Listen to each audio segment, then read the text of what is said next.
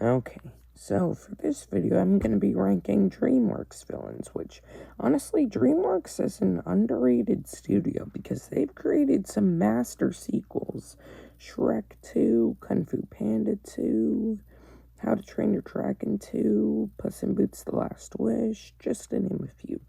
I mean, that's what makes Dreamworks so good. They're sequels. They have had some bumps along the road.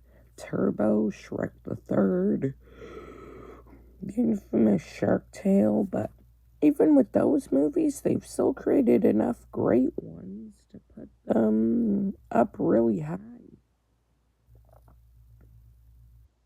I mean, of course.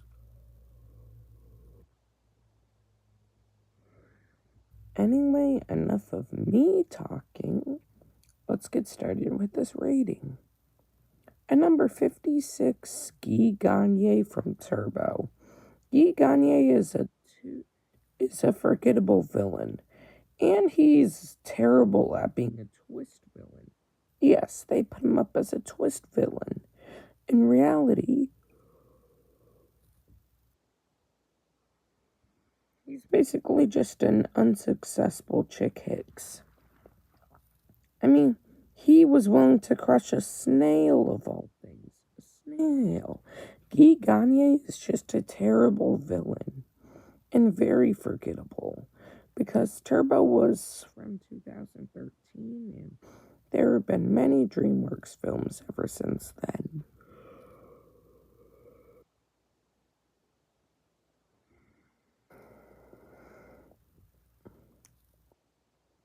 Yeah. Nobody really likes Guy Gagne. At number 55, Captain Smek from Home. Honestly, Captain Smek is not too good as a villain. If you took him out of the movie and replaced him with an actually good villain, maybe that movie would be talked about more. I think it was Home from like 2015. But there have been some other bangers of 2015, like the Peanuts movie. That's all I can think about right now. Yeah. Captain Smek is just not that good of a villain. And number 54, Prince Charming from Shrek the Third.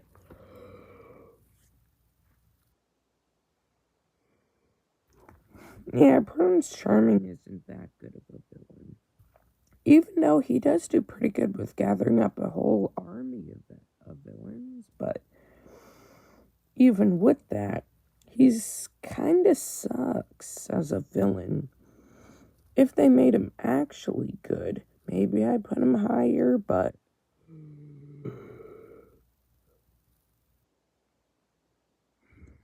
yeah, I don't think that's gonna happen about putting him higher. At number 53, Makunga from Madagascar 2. Makunga is basically just kind of a mix of Scar and Gaston. He's a wannabe alpha lion. And who, honestly, is kind of subpar as a villain.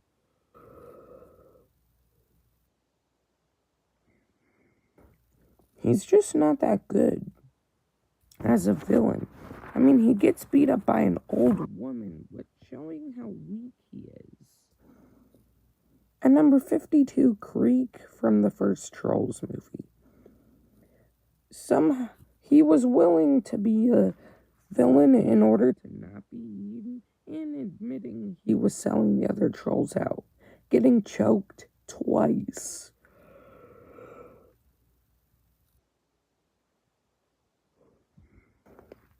And he even returns in the spin-off series The Beat Goes On, which the gang forgive him almost immediately.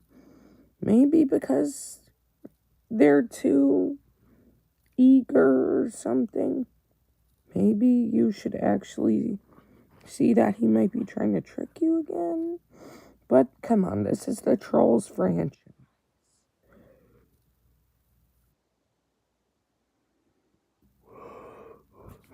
At number 51, Mr. Tweety.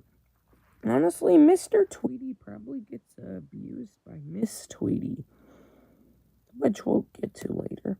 Mr. Tweety actually can be kind of a good guy, even finally defeating the main villain, Miss Tweety. Yeah, Mr. Tweety is just one of those people who gets abused.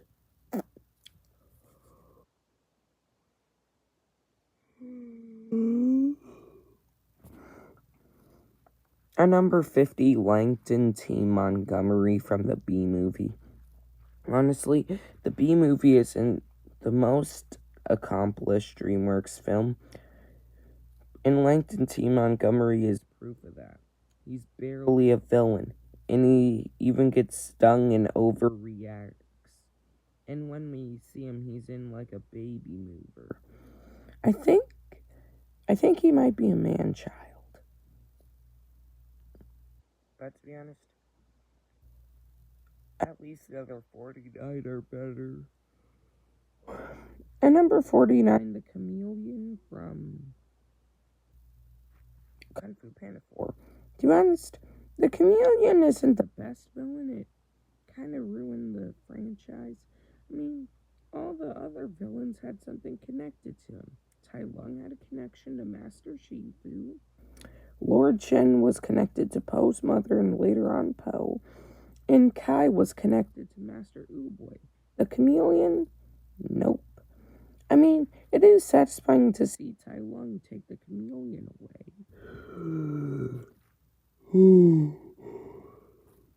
The chameleon isn't the best villain, but at least she's better than the last few we talked about. At number 48, it's a tie between Ken from the B movie and Hedrix from Spirit Untamed.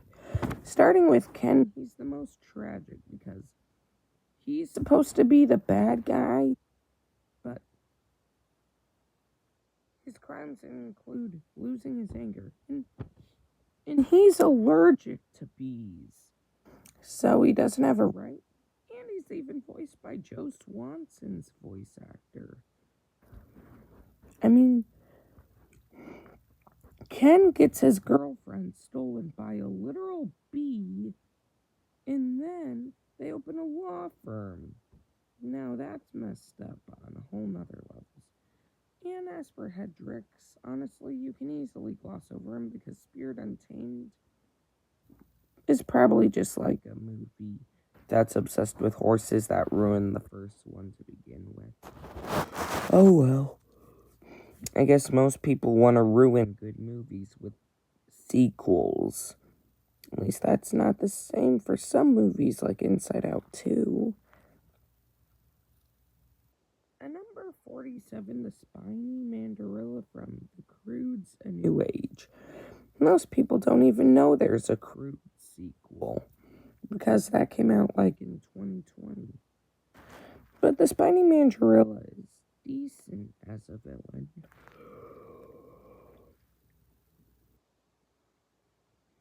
But he could have been better. But at least he's decent. At number 46, Veneer from Trolls Band Together. Veneer is the more sympathetic out of the two main villains, willing to say what they did online at their performance and letting him have that printed sentence with a smile on his face, showing that he does have a sympathetic side, unlike most villains. At number 45, Queen Barb from Trolls Band Together. Honestly, Queen Barb is probably the weakest of the Trolls villain because she's honestly kind of forgettable. I mean, Trolls World Tour is just a forgettable film to begin with.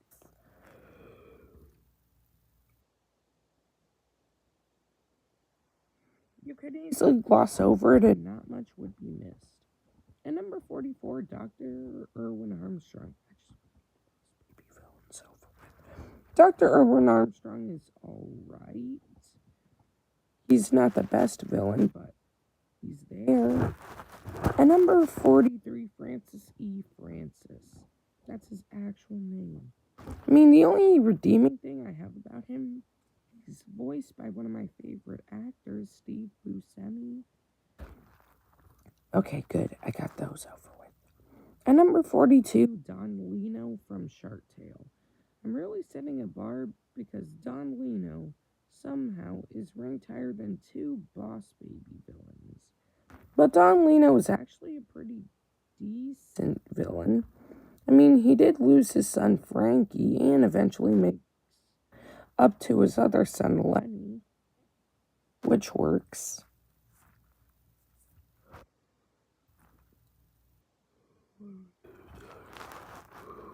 At number 41, Miss Grunion from Dr. Peabody and Sherman. I mean, Miss Grunion is a decent villain. She's a threat for the most movie, but nobody really talks about Mr. Peabody and Sherman. But for me, I think it's a mid-film. It could improve, maybe with like a sequel. I don't know. But it was decent. At number 40, the Fusas from the first Madagascar. The Fusas are decent, tormenting lemurs and then eating them. And then they're easily defeated by Alex coming over his predatory stage and beating most of them up, leading for the rest to flee in terror. They're decent threats, but could stand from some improvement. At number 39, the Goon Leader from Abominable. The Goon Leader just is a guy following Dr. Zara's orders. And I don't really know much about him because I've only seen like a few clips of Abominable. That came out 2019, I think. At number 38, Dr. Zara. Dr. Zara is a decent threat, and they made her a twist villain for some reason. Don't know why, but she's alright. But she could stand from some improvement. And number 37, Velvet from Trolls Band Together. Out of the two of them, I said before, she's more evil because she was willing to. But both of them were still willing to kidnap a troll, draining his power and song. That's a thing in the Trolls universe.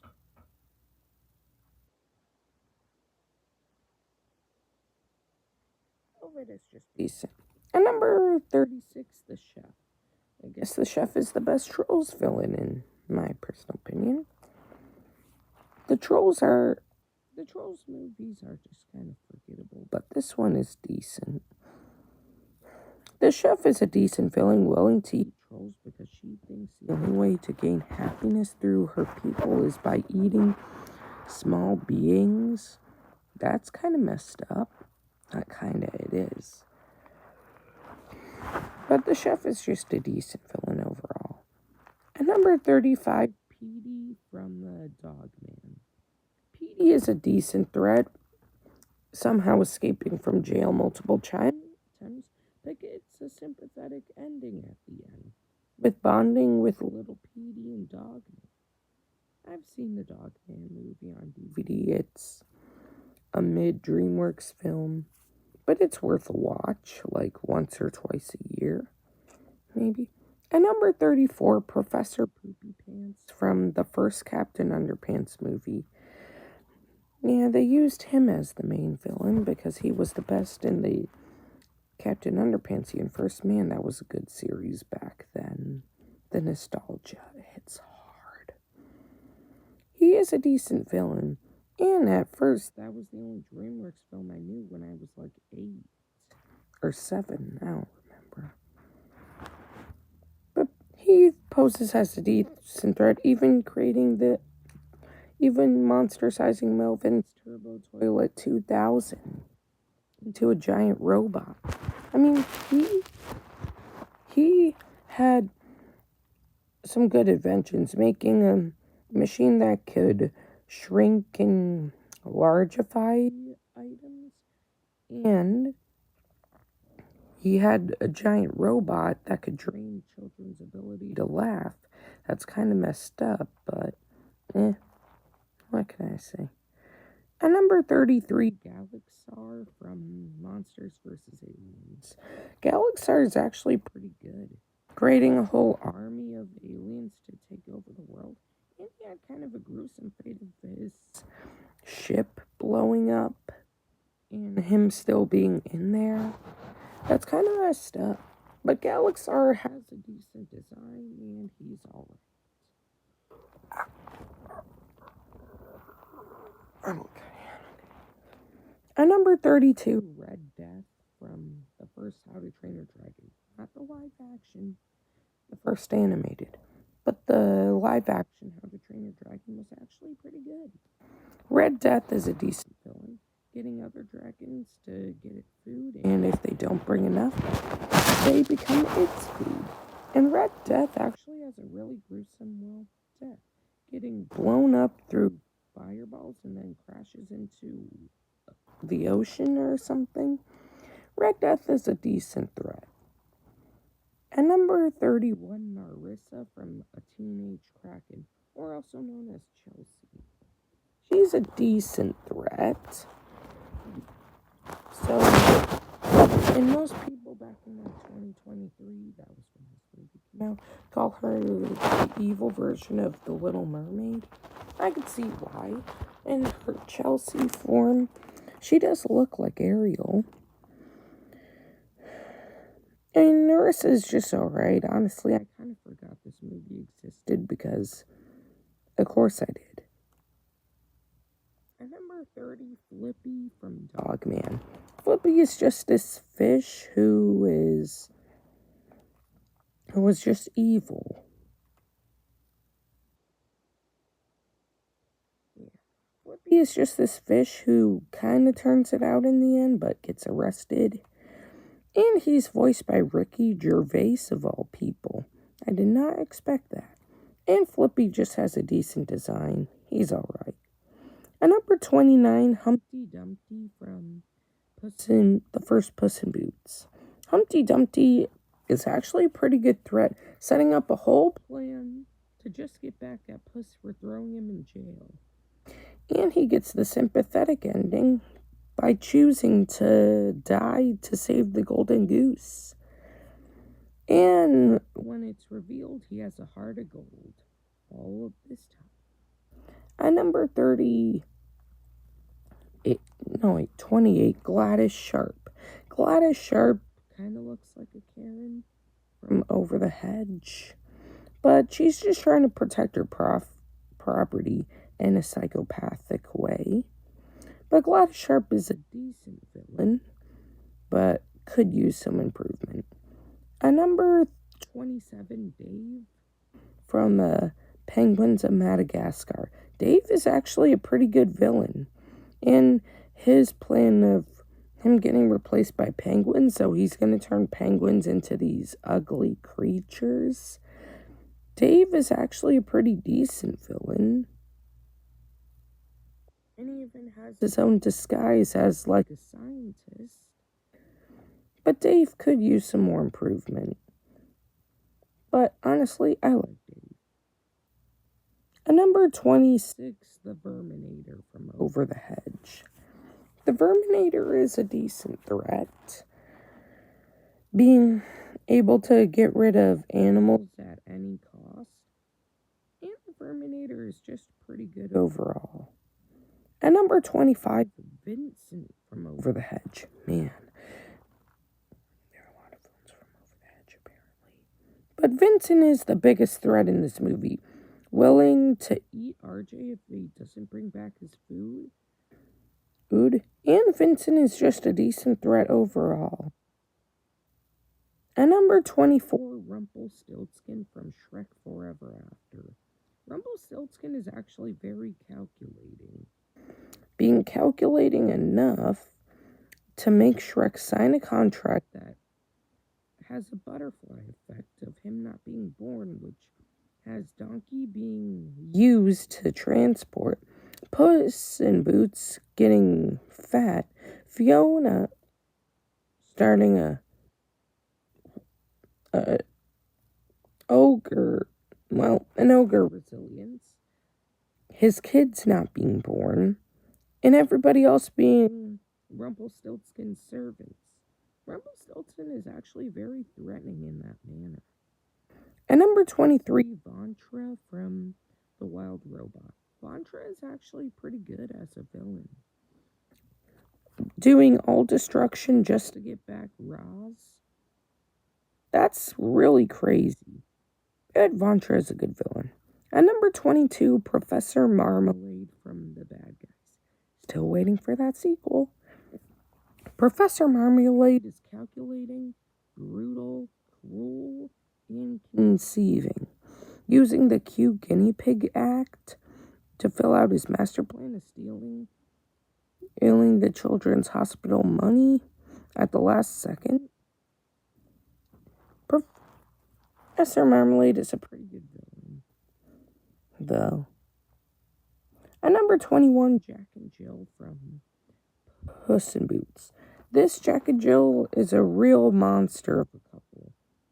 Well, they're a murderous outlaw and actually carry a handheld gun, which they actually use to shoot somebody. I'm not kidding. And they were willing to shoot Humpty Dumpty if it weren't for Kitty Softpaws crushing them, and the Great Terror stepping on them, putting them in full body casts. Jack and Jill are decent threats. And number 20, the Colonel from the first Spirit movie. The Colonel is a really threatening person, but he is sympathetic at the end and leaves Spirit once he realizes the error of his ways, I think.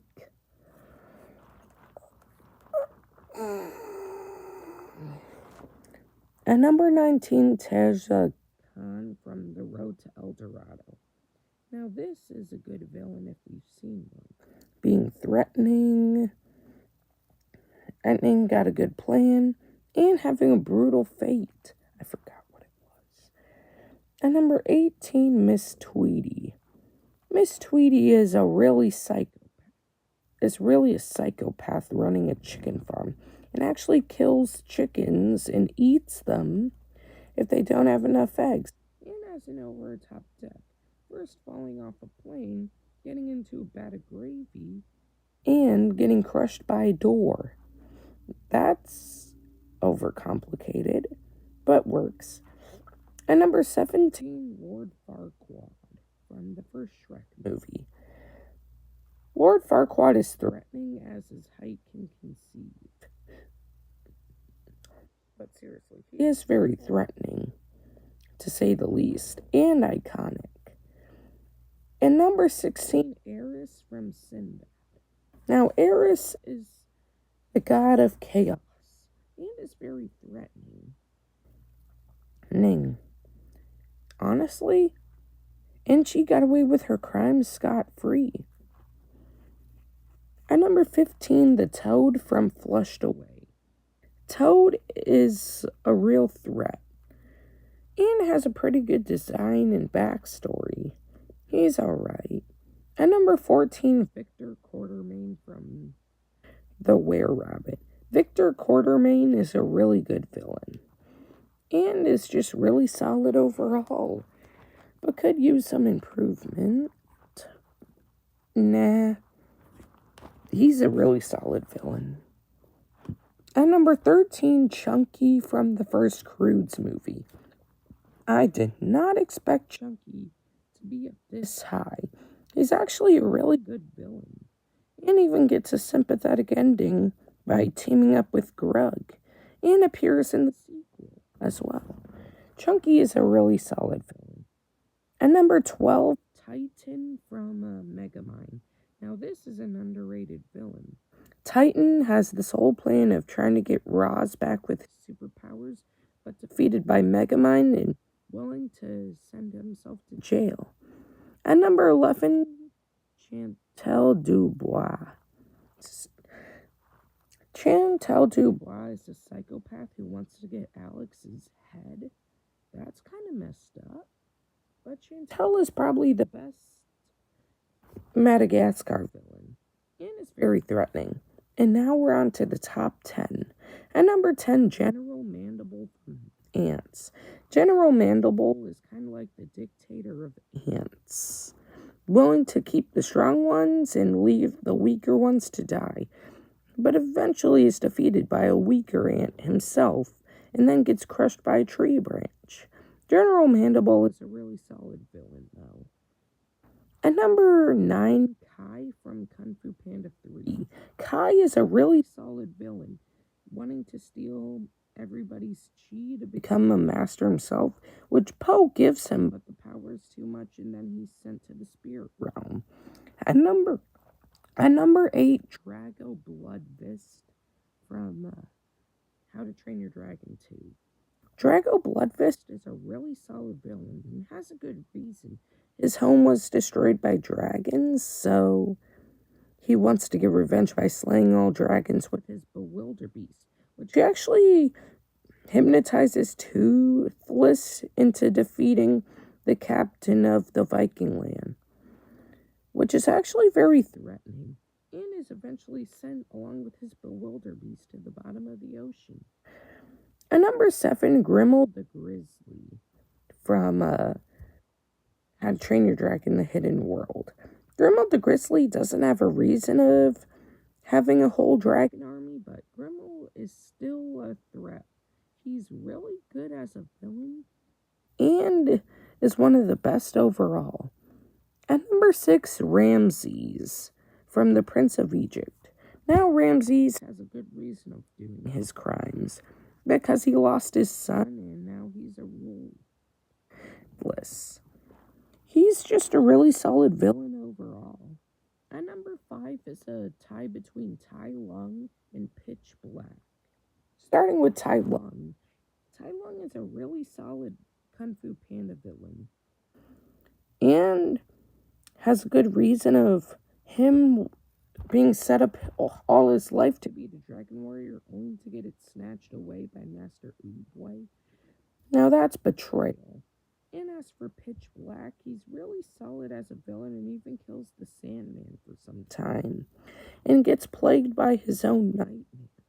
Now that's threatening. At number 4, Fairy Godmother from Shrek 2. This is the first sequel in history to surpass its original, and it's really solid how Fairy Godmother is. Really threatening, calculating, and gives a good song of, I need a hero, or was it holding out for a hero? At number 3, Big Jack Horner from Puss in Boots: The Last Wish. Now this is a really solid villain, being evil for the sake of being evil, and he was willing to shoot a puppy in the face with no regard. And he's just great of being evil. At number 2, Death from Puss in Boots: The Last Wish. Death is the perfect villain, trying to take Puss in Boots' last life because he didn't value the rest of his 8. Now that's threatening. And Death is probably one of the best Dreamworks villains of all time, but only one more can top that, in my opinion. At number 1, Lord Shen from Kung Fu Panda 2, voiced by the brilliant Gary Oldman. Now, Lord Shen is brutal. He has killed many pandas and mastered Thundering Rhino. He's a threat, calculating, great design, great death. Lord Shen is just such a great villain. I could do a whole video on this. Lord Shen has got to be one of the best Dreamworks villains in all history, and Gary Oldman was a good choice to voice him. And Lord Shen will be my favorite Dreamworks villain to the end of time. Whew, and there we go. Stay tuned.